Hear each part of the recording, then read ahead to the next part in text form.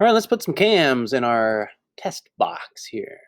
All right, so you just gotta go up to Insert here, and hopefully you have in your document already some cams that you've made. And look at that. We can make them any size. So watch this. I can grab, like, for example, the Eccentric Cam. Right now it says it's 2 inches. And I'll just place it out here. And then watch this. I can just crank out a 3, say 3 inches, hit Enter, and click Generate. And now I can choose that same cam, Eccentric, but notice is bigger. So you can choose, you decide how big you want these. I try to maximize the size. At this point, you don't really know what's going on top, so it doesn't really matter.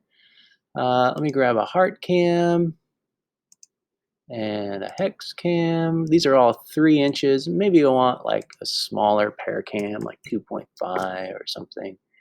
Generate that, and pair, and a snail. So make sure you got all 5 cams there, and say okay.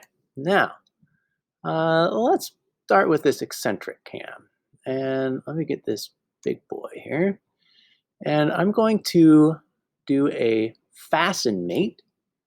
All right, and I'm going to fasten it to this axle. So I'm going to choose the center of the hole, and oh, look at that. I'm going to put it right there, right in the middle. There, you could also go to the end if you want, but there's a fasten mate right there in the middle. So I'll say okay. And then do an offset.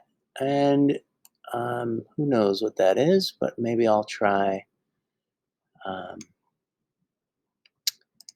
let's see. Oh, it's freezing up here. There we go. Come on back to me. There we go. Let me just look at it straight on here. I need to move it. I want to put it under the first one here. So that's in the Z direction. Let's go like 2 inches. See what that does. Nope, too far. So let's go like 1.75. Try that. Let's go 1.5. Or 1.6. Anyways, you get it. Try to get it mostly in the middle there. And now look at what happens. First of all, I'll say okay for now. But look at that. That one's going to be way too big, right?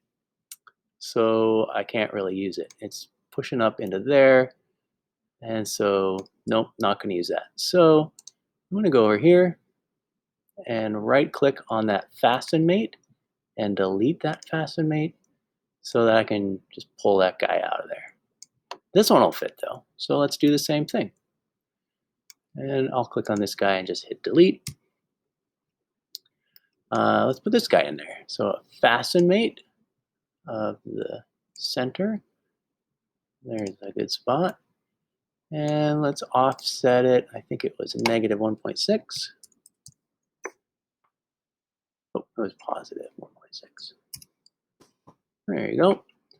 And yay. Now let's check it. Let's move this guy up and see if there's enough room there for this to move. And remember, there's the animate feature here. Let's go down. Rather than just moving it around by hand, let's check out under crank revolute. Let's animate that. And I'll hit go. Oh, it's going really slow. That's too slow. Anyways, seems to work.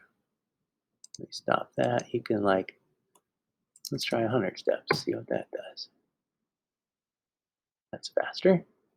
It's cruising around. See if there's enough space for it to cruise around. Can't hit the back. Yep, didn't hit the back. That's good. And there's room. Cool. So now watch this. Let's do what's called a tangent mate. I want this guy right here. Click on that. And that surface with that surface. Say OK. Didn't work. So let's see. We double click on. So you got to double click on this tangent mate that you just did, and there's a little switch. Flip the axis, and then it should work. Yeah.